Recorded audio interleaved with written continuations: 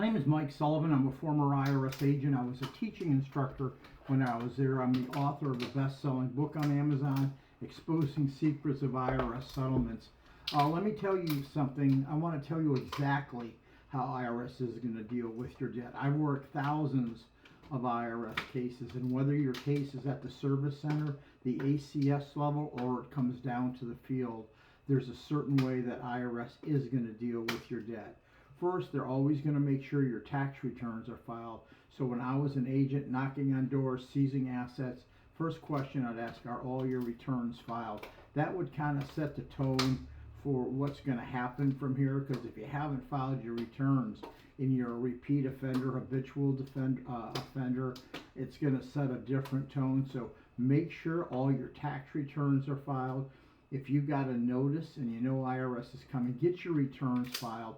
Try to put a white hat on you. That's always really good to do. That's my dog background chewing a collagen bone, just so you know. The other thing that you need to do, you need to know is IRS is going to take a financial statement, their financial statement. You should be familiar with it and take a look at it. One's the 433F if you're calling the 800 number, and the other is the 433 if it's coming down to the revenue officer. That's the one that I've used. I don't even know how many thousands of 433As that I've taken.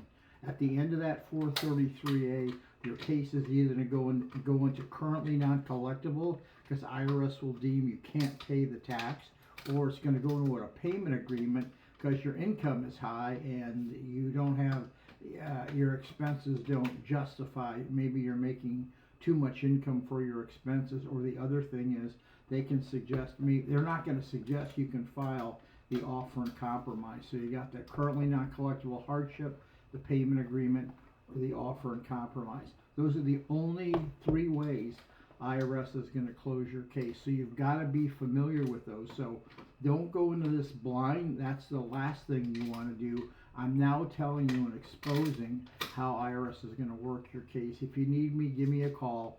I don't do salesy stuff. I've been doing this for a really long time. I'm an expert in this.